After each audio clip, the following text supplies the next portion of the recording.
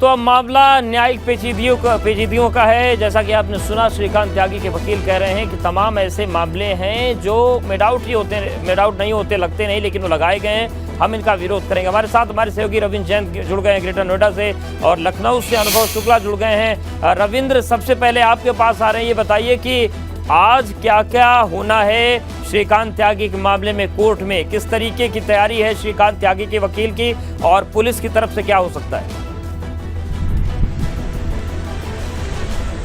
जी, अवधेश बताना चाहूँगा, जो श्रीकांत त्यागी को 14 दिन की न्यायिक हिरासत में भेजा गया है और जिला कारागार के अंदर विशेष सुरक्षा कक्ष है जिसमें उनको रखा गया है। बता दें, विशेष सुरक्षा कक्ष क्या होता है। इस कक्ष के अंदर 10 कक्ष बने होते हैं। इसमें इन्हें अकेला रखा जाएगा क्योंकि विशेष सुरक्षा की दृष्टि से, क्योंकि ये काफ़ी हाई प्रोफाइल मामला था, उसको लेकर इन्हें उस कक्ष में अकेला रखा जाएगा। और आज जो है पुलिस रिमांड अर्जी दे सकती है क्योंकि इनकी रिमांड ली जाएगी, जिसको लेकर जो है पुलिस, जो इनका वकील है वो अर्जी देगा, जिससे ये अर्जी के बाद में ये जब रिमांड पर आएंगे तो इनको पता चलेगा, पुलिस को ये जानकारी मिलेगी कि कौन कौन इनका जो साथ दे रहे थे, कौन इनके पीछे थे, किसने इनका जो है मेरठ से लेकर उत्तराखंड और नोएडा तक साथ दिया, और इससे पहले भी इनके साथ कितना जो है गैंग बना हुआ है जिसके तरीके से ये पूरा काम कर रहे थे।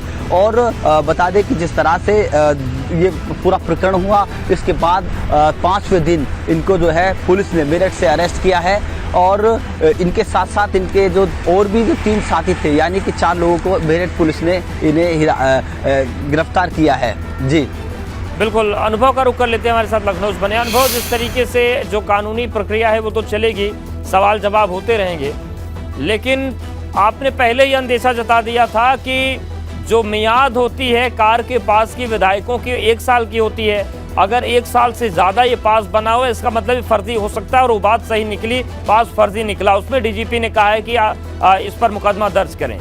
लेकिन जिन लोगों ने अभी तक मदद की, जिन लोगों ने श्रीकांत त्यागी को ये श्रीकांत बना दिया, अराजक श्रीकांत, उन पर शिकंजा कसने की क्या तैयारी है? देखिए, जिस तरीके से ये जो पास मिला था जो फॉर्च्यूनर गाड़ी में, और इसका नंबर 0001 है, वो दिसंबर 2023 का था, और यूपी गंगा ने पहले ही बता दिया था कि ये पास जो है वो फर्जी हो सकता है, और वही बात सच साबित हुई। हमने विधानसभा अध्यक्ष से कल बात की, सतीश महाना से, उन्होंने साफ तौर पर कहा कि भाई हमने जो पास जारी किए हैं वो इस साल दिसंबर तक के जारी किए हैं, 2023 का तो अभी पास बना ही नहीं है, और 2023 का अगर पास लगा तो वो साफ तौर पर फर्जी होगा। हमने उनसे पूछा कि आप कोई कार्रवाई करेंगे, उन्होंने कहा हाँ, प्रमुख सचिव विधानसभा के साथ जो कानूनी इसके पहलू हैं उस पर बातचीत के बाद जरूर कार्रवाई होगी। तो इतना तो तय मानकर चलिए कि एक जो है FIR है वो विधानसभा सचिवालय जो है, उसके जो सचिवालय सुरक्षा दल के जो निरीक्षक हैं उनकी ओर से भी दर्ज कराई जाएगी, क्योंकि ये बहुत बड़ा फर्जीवाड़ा है। एक ऐसी जगह जहां पर VVIP है, वहां पर घुसने के लिए आप फर्जी पास का सहारा ले रहे हैं। आपने स्कैन करके एक फर्जी पास बना लिया, और उसके पीछे आपका मोटिव क्या हो सकता है? मोटिव तो कुछ भी हो सकता है, किसी के ऊपर जाकर हमला करना भी मोटिव हो सकता है, और कहीं ना कहीं सुरक्षा को लेकर बड़ा सवाल है।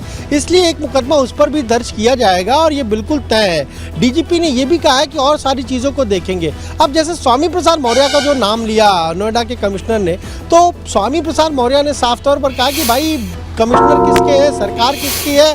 मैं तो 11 जुलाई के बाद विधानसभा गया ही नहीं, क्योंकि मेरा जब निर्विरोध निर्वाचन हुआ उसके बाद मैं सर्टिफिकेट लेने गया, उसके बाद तो मैं गया नहीं, मुझे कोई पास मिला नहीं। खैर, अब स्वामी प्रसाद मौर्य अपने बचाव में तमाम सारी बातें कह रहे हैं, लेकिन इतना तो तय है कि स्वामी प्रसाद मौर्य ही श्रीकांत त्यागी को बीजेपी में लाए थे, और कहीं ना कहीं स्वामी प्रसाद मौर्य के जरिए ही ये श्रीकांत त्यागी अपना रसूख इस तरीके से बना के रखता था कि जैसे वो बहुत बड़ा लीडर है, जबकि आप मानिए बीजेपी में उस जैसे तमाम लाखों कार्यकर्ता हैं, उस जैसे श्रीकांत त्यागी जैसे, लेकिन उसने अपना इस तरह का माहौल बना रखा था, पास लगा लेना, गाड़ियां रहना, बाउंसर रखना, गनर रखना, ये सारी चीज़ें जो थी वो कहीं ना कहीं शायद इसका आदी होगा, या उसको इसका शौक होगा कि इस तरीके से उसका एक हम कहें जो भौकाल टाइट रहे, और इसीलिए शायद वो इन सारी चीज़ों का इस्तेमाल करता था। अब उसके मददगारों तक पहुंचना बहुत बड़ी चीज़ है। पुलिस को ये देखना होगा कि किन लोगों ने बिहाइंड द सीन उसकी मदद की, क्योंकि वो 4 दिन बाद पकड़ा गया है। कोई बहुत बड़ा पेशेवर अपराधी नहीं था, बहुत बड़ा हम कहें क्रिमिनल नहीं था वो। उसको ये अगर हम कहें क्रिमिनल्स को पकड़ने में मुश्किल होती है, लेकिन एक आदमी जो रहता है एक सोसाइटी में वो फरार हो जाता है और उसको पकड़ने में 4 दिन का वक्त लग जाता है। पूरा विपक्ष सरकार को घेरने में जुट जाता है। तो कौन लोग थे जो उसकी मदद लगातार कर रहे थे, इस घटना के बाद भी कर रहे थे।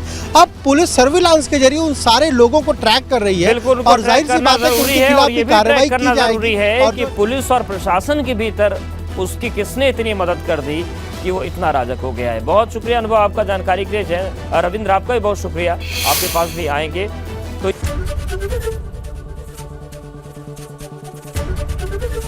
एबीपी गंगा, खबर आपकी, जुबान आपकी।